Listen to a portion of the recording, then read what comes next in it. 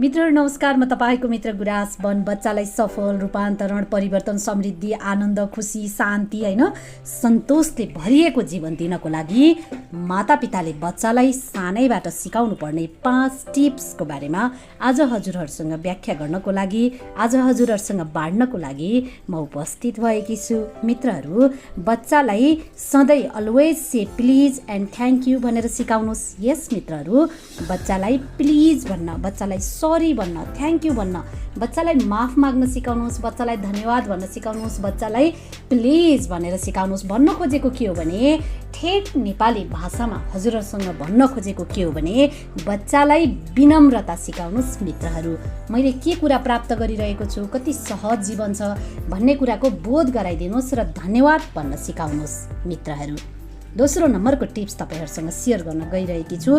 सधैँ मानिसहरूसँग बोल्दाखेरि मानिसहरूको आँखामा हेरेर बोल्न सिकाउनुहोस्। भनाइको अर्थ बच्चालाई आई कन्ट्याक्ट सिकाउनुहोस्। सानैदेखि बच्चालाई आँखामा आँखा हेरेर बोल्न सिकाउनुहोस्। सिधै आँखामा तपाईको बच्चाले हेर्न सक्दैन भने बच्चालाई पहिला ऐना अगाडि उभिएर आफ्नो आँखामा हेरेर बोल्न प्र्याक्टिस गराउनुहोस्। जब बच्चाले सानैबाट आँखामा आँखा हेरेर बोल्न सिक्छ, उसमा एउटा लेभलको आत्मविश्वास विकास भएको हुन्छ। पछि त्यो बच्चाले जीवनका आफ्ना अनेक क्षेत्रहरूमा, अनेक वातावरणहरूमा डिल गर्न सफल हुन्छ, सक्षम हुन्छ। मित्रहरू, तेस्रो नम्बरको टिप्स हजुरसँग सेयर गर्न गइरहेकी छु।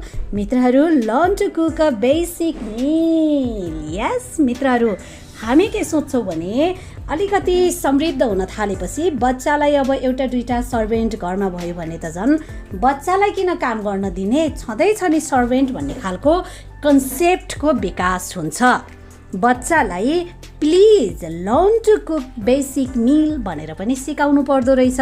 थोरै थोरै आफूलाई चाहिने खानेकुराहरू पकाउन बच्चालाई सिकाउने। बच्चा हुर्किँदै गएपछि आफ्नो लागि बेस्ट खानेकुरा पकाउन तपाईले टिच गर्नुहोस्, उसलाई इन्करेज गर्नुहोस्, उसलाई उत्साह दिनुहोस्, उसलाई जागर दिनुहोस्, जोस दिनुहोस्। आफ्नो काम आफैले गरेर हामी कोही पनि मानिस सानो हुँदैनौँ। मेरो बाबु अहिले लगभग 7 इयर्स कम्प्लिट गर्ने हाराहारीमा छ। उसले मजाले च्याउच्याउ चाहिँ पकाउँछ है, चिया र च्याउच्याउ पकाउँछ अनि हामीलाई पनि खान दिन्छ।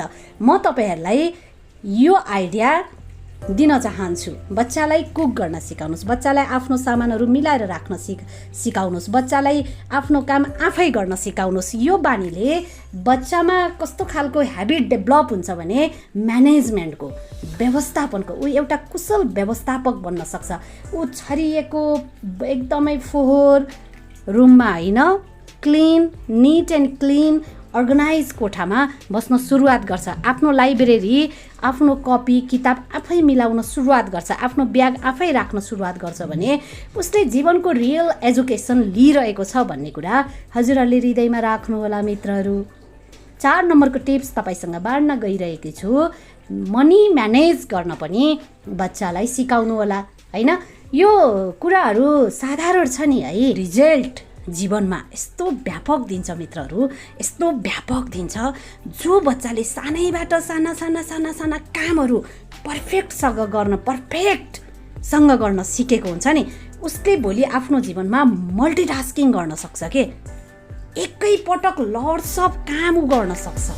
यस, यो मेरो पनि अनुभव हो मित्रहरू, यो मेरो जीवनको पनि अनुभव हो मित्रहरू, रियलमा भन्दैछु म तपाईहरुसँग। 5 नम्बरको टिप्स म तपाईसँग सेयर गर्न गइरहेकी छु। मित्र, listen more than you speak भनेर पनि बच्चालाई सिकाउनु होला हैन।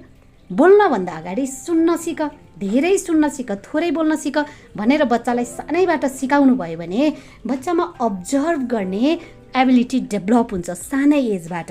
जब उसले अगाडिको मानिसहरू, अगाडिको व्यक्तित्वहरू के गर्दै हुनुहुन्छ, के बोल्दै हुनुहुन्छ, के दिन खोज्दै हुनुहुन्छ, के सन्देश दिन खोज्दै हुनुहुन्छ, उसले जब अब्जर्भ गर्छ नि मित्रहरू नजिकबाट, जब बच्चाले सानैबाट अब्जर्भ गर्न सिक्छ नि, साक्षी भावले हेर्न सिक्छ, अब्जर्भ गर्न सिक्छ, मान्छेहरूलाई सुन्न सिक्छ, कम बोल्न सिक्छ र आवश्यक ठाउँमा बोल्न सुरुवात गर्छ नि, उसले आफ्नो जीवनमा काया ब्लड गर्न सक्छ।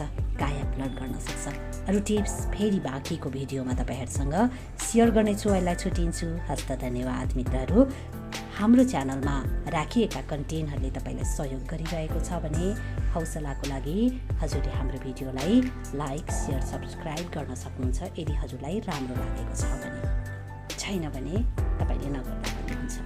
तपाईँको जीवन राम्रो होस्, सुखद होस्, मङ्गल होस्। धन्यवाद। छुट्टिन्छु।